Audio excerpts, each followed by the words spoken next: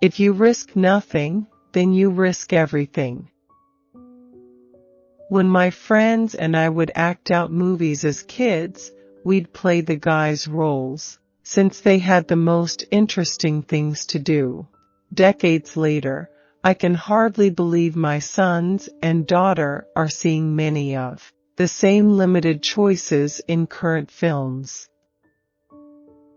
Something's like crossed over in me, and I can't go back. I couldn't live.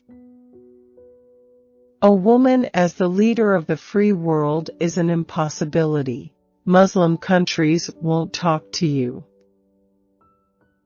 I was really lucky that I had an aunt who was very inspiring to me.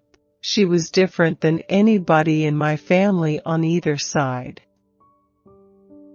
I have an elbow that bends the wrong way, and I'd do things like stand in an elevator and the doors would close, and I'd pretend that my arm had got caught in it, and then I'd scream, "Ow, ow, put it back."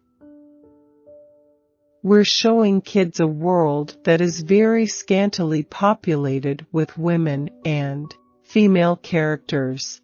They should see female characters taking up half the planet, which we do.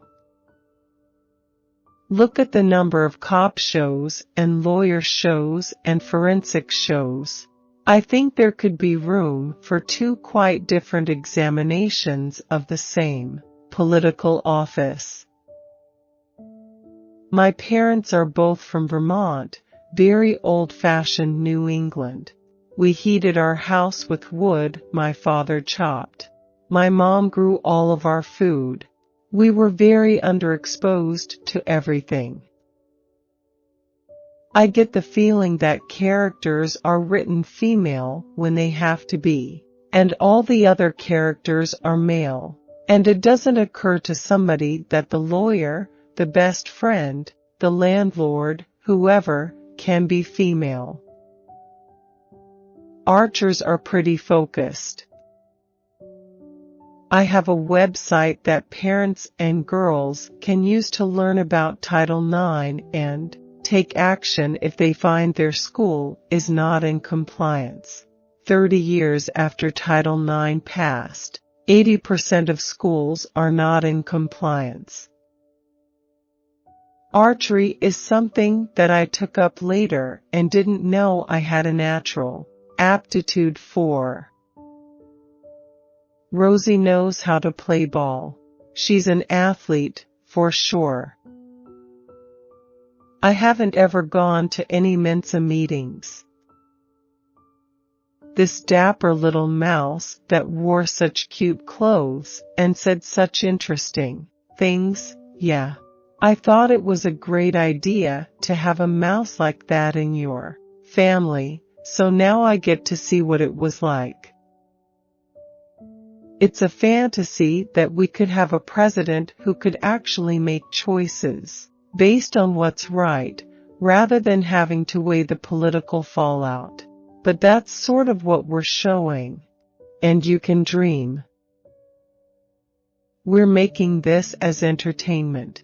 But God willing, if this show stays on and people see a woman in that office for a while, I think it will help people become more used to it.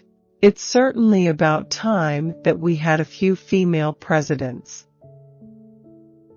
So many other countries have had female leaders. In fact, the U.S. ranks 61st in female representation in government, and I think it is startling and sign of a change that needs to be made. I just read that 81% of Americans are ready to vote for a woman. So it sounds like America is ready. Somebody warned me early on to be very careful about brushing up against the chocolate. As an independent, she has no party backing. Her being the first independent president trumps the fact that she's a woman. It causes even more upheaval in Washington than her being female. I played this character twice in live action, and now I've become an animated character. It was actually fun to see myself drawn. I've never been a drawn character before. It's really important for boys to see that girls take up half of the planet, which we do. I've always looked up to him, even though he is shorter. If I go to hotels, they always say, "Welcome back," even when I've never been there before. When I was first starting out was also when I first started really paying attention to the Oscars and stuff like that. And I remember thinking, wow, everything is great for women in Hollywood, because Meryl Streep, Glenn Close, Jessica Lange, Sally Field, they're all doing incredible work. I am completely obsessed with numbers and data. I have become a scientist in later life. I had one date in high school, that was it, and he didn't ask me out again, because I was taller than everybody. I was very gangly and awkward, and I wore weird clothes that I made. Dressing up used to be more of a thing. My dad wore a suit always. Now you think, why bother? I was once up for a part, and the male star was also producing the movie. They were talking about meeting with him or having an audition with him, and then we get the message, he wants to have dinner with you. I said, is that the audition, or is it that he just wants to have dinner with me? Having been in some roles that really resonated with women, I became hyper-aware of how women are represented in Hollywood. I was averaging about one movie a year my whole career, and that was because I'm fussy. I probably could have done more. The big takeaway I got from Thelma Louise was the reaction of women who had seen the movie being so profound, so different. It was overwhelming, and it made me realize how few opportunities we give women to feel excited and empowered by female characters, to come out of a movie pumped.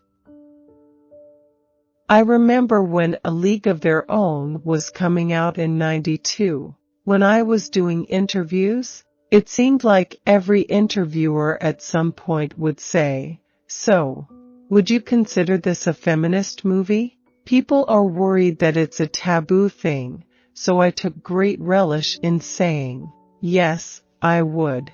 Write that, yes. Women are half the population of the world, and yet there are so few female characters on screen. The motto of my institute has always been, if they can see it, they can be it. And it's literally true. If we show something on screen, it will change what happens in real life. I never intended to become a data head. I could never have predicted it would play such an important role in my life. Yet here we are. My Institute on Gender in Media has sponsored the largest amount of research ever done on gender depictions in media, covering a 20-year-plus span. You can't snap your fingers, and suddenly half of Congress is women. There are woefully few women CEOs in the world, but there can be lots of them in films. How do we encourage a lot more girls to pursue science, technology, and engineering careers? By casting droves of women in STEM jobs today in movies and on TV. What I didn't realize until much later, in hindsight, was I had subconsciously been choosing projects where the woman was in charge of her own destiny.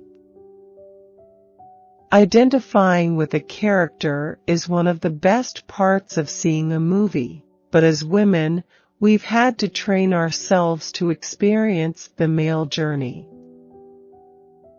Film roles really did start to dry up when I got into my 40s. One thing I always want to clear up was the notion that I took time off to have a baby. A lot people leapt to that conclusion because becoming a parent happened to coincide with film roles tapering off. Disney has proved without a shadow of a doubt that movies with a female lead work. Certainly Wonder Woman needed to be made, and I'm so beyond thrilled with how it came out. I met Patty Jenkins, and I told her, I'm sure you're going to make a sequel, and if you need anybody Amazonian, there's always me. I'm available.